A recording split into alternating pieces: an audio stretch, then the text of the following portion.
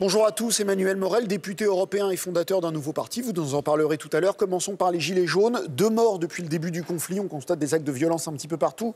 Est-il temps que ce mouvement s'arrête ? Mais pour qu'il s'arrête, il faudrait qu'on réponde aux exaspérations et au mécontentement. Alors, le problème, je constate que les ministres se succèdent, notamment le Premier ministre sur France 2, je crois, il y a quelques jours.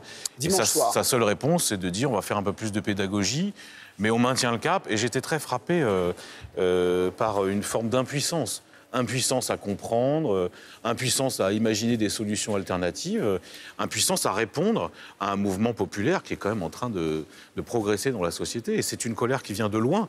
On parle bien sûr de la hausse sur les carburants et des taxes, mais la vérité, c'est que c'est la colère de gens qui sont exaspérés, qui vivent mal et qui ont l'impression que les pouvoirs publics ne répondent pas aux problèmes qu'ils rencontrent dans leur vie quotidienne. Il n'y a pas un peu de complaisance vis-à-vis du mouvement parce qu'on constate des actes de violence, des propos racistes, des propos homophobes. Vous dites quoi ? Vous dites que c'est normal, c'est la colère des gens et qu'elle s'exprime comme ça ? Non, mais bien, moi je condamne les propos homophobes, racistes et je condamne les violences. Mais il faut quand même comprendre la nature de ce mouvement parce que évidemment, c'est un peu, pour nous, c'est pas traditionnel, c'est pas un mouvement social classique avec des syndicats. Les gens s'auto-organisent. Alors des endroits. Ou pas, il y a des endroits où ça se passe très bien, il y a des villages où... Et d'ailleurs, ça recrée du lien social. Moi, j'ai des exemples très précis de petits villages où les gens parlent, organisent un peu les manifestations, vont dans des commerces de proximité. C'est intéressant, quoi. Après, c'est un mouvement pas traditionnel. Enfin, c'est intéressant, on a lancé des boules de pétanque contre des flics. Bien sûr qu'il y a de la violence.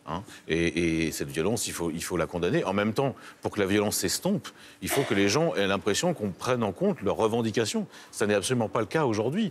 Donc le gouvernement a une part de responsabilité dans l'escalade de violence. Vous dites quoi aux manifestants ? Continuer jusqu'à ce que le gouvernement renonce à la hausse des taxes ? Je pense que c'est un mot d'ordre fédérateur. Donc oui, évidemment... Jusqu'à la victoire, camarades ? Non, mais moi, je ne suis pas caricatural à ce point, vous me connaissez.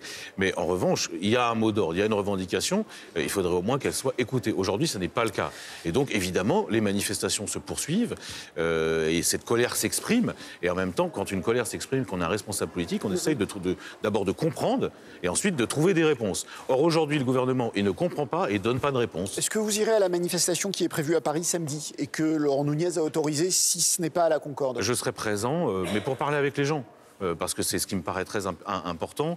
Il y a une caricature qui est faite, c'est-à-dire qu'il y a ceux qui disent voilà, c'est une sorte de mouvement poujadiste. En réalité, c'est pas du tout ça. C'est beaucoup plus hétérogène, beaucoup plus complexe. C'est la révolte des classes populaires, en réalité. Ça se focalise sur la question de l'impôt, mais ça aurait pu tout aussi bien se focaliser sur la question des services publics, des postes qui ferment, des petites lignes SNCF qui ferment. Et c'est en ça que ce mouvement est intéressant. Des classes populaires récupérées par le Rassemblement national, et ça vous dérange pas ? Mais ça, c'est pas vrai. Ça, c'est pas vrai. Il y a des endroits où le Rassemblement national essaye de s'infiltrer. Oui. Mais dans l'immense majorité des cas, moi j'ai téléphoné à plein de camarades élus, ça n'est pas le cas. Alors d'ailleurs, ça nous pose un problème à nous, responsables politiques, comme ça pose un problème aux responsables syndicaux, c'est qu'il n'y a pas de leader et il y a une auto-organisation. Mais en même temps, justement, c'est ça qui est aussi intéressant dans ce mouvement, et même passionnant, c'est qu'il y a des nouveaux mouvements sociaux qui apparaissent, et pour un responsable de gauche, c'est très important de le prendre en compte. La République En Marche est visée par une enquête parlementaire sur l'origine de dons... Pas parlementaire, judiciaire. Judiciaire, une enquête préliminaire, pardon. Oui, enquête préliminaire, c'est enquête préliminaire sur l'origine de dons qui ont été faits au parti. Est-ce que vous y voyez la preuve que la justice française fonctionne normalement ? Je suis surtout surpris qu'il n'y ait pas de perquisition chez M. Castaner. Donc ça y est, c'est les éléments de langage de Jean-Luc Mélenchon, mais les mêmes. Mais pas du tout. J'ai jamais utilisé des éléments de langage et j'ai pas M. Mélenchon dans une oreillette. C'est exactement ce qu'il a dit. Mais parce que c'est vrai. Parce qu'il y a plein de gens qui reconnaissent qu'il y a 2 poids, 2 mesures. Déjà, moi, j'avais été très surpris par le caractère totalement disproportionné et inédit en Europe. Je dis bien en Europe, de ce qui était arrivé à la France insoumise. Comment la justice enquête sur le parti du président de la République ? Là, en l'occurrence, il y a une ouverture d'une enquête préliminaire, mais il n'y a pas cette débauche de moyens policiers et judiciaires qu'il y avait au moment de la France insoumise. Donc il y a un problème. Donc 2 poids, 2 mesures. Mais évidemment qu'il y a 2 poids, 2 mesures. C'est évident, et c'est le sens commun que de le reconnaître. Voilà. Vous créez un nouveau parti avec Marie-Noëlle Lienemann. Et d'autres. Plein d'autres. Enfin, pour l'instant, pas énormément d'autres. Si, beaucoup d'autres. Question directe, ça sert à quoi ? Parce que moi, j'ai l'impression que la gauche, elle a besoin d'électeurs, Mais pas tellement de partis supplémentaires, il y en a déjà plein. Non, mais d'abord, j'ai créé un parti parce que je me sentais plus bien au Parti socialiste. Ça correspondait plus à l'idée que je me faisais du socialisme. Mais faut-il un nouveau... Alors, j'ai fait le compte, il y a la France Insoumise, les Verts, le PS, le PC, Génération Écologie, Génération tout court, le parti de Benoît Hamon, soyez optimistes. Cause commune, celui de Raphaël Glucksmann, et maintenant vous. Non, ça s'appelle Place Publique, mais c'est pas un parti. À quoi ça sert tout ça? Soyez optimistes. Il y a une phase de décomposition, mais cette phase de décomposition, elle est le prélude à une grande phase de recomposition.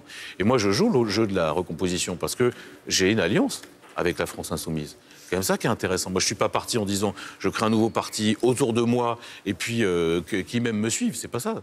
C'est on a une stratégie différente. On pense qu'il faut des ruptures radicales dans la société et dans la gauche. Et donc, on a une stratégie au service d'un programme. Bah, c'est quand même plus important. Emmanuel Morel, la question de notre partenaire Slate, Hulot, Juppé, Sarkozy, personnalité politique préférée des Français. Faut-il arrêter la politique pour convaincre ? Oui, mais ça, c'est vrai qu'évidemment, une fois que vous n'êtes plus dans l'action et que vous n'êtes plus que dans le commentaire, progressivement, les gens oublient ce que vous avez dit. Juppé, souvenez-vous, Juppé était ultra impopulaire, il était assez brutal dans sa façon de gouverner, puis il prend un peu de recul, il mûrit, les gens le trouvent sympathique. Ça vaut pour ce... Bon, Sarkozy, je le trouve toujours pas très sympathique, mais... Et comme vous ressemblez furieusement à François Hollande, on vous dit souvent, peut-être qu'il reviendra populaire J'enlève mes lunettes, et vous aussi, du coup. Hein ? S'il redevient populaire, vous aussi. Bah, c'est quand même un problème. C'est une des raisons pour lesquelles j'ai quitté le Parti socialiste. C'est que, franchement, l'éternel retour de François Hollande et maintenant l'éternel retour de Ségolène Royal, j'ai l'impression qu'on est un peu dans la récession. Vous voyez, la régression et le déni. Donc il fallait passer à autre chose. Merci beaucoup. Merci infiniment, Emmanuel Morel, d'avoir été l'invité de l'Instant Politique avec Gilles Bernstein. Vous restez avec nous sur France Info, direction Radio France pour l'essentiel de l'actu. Mais d'abord, un point sur le temps.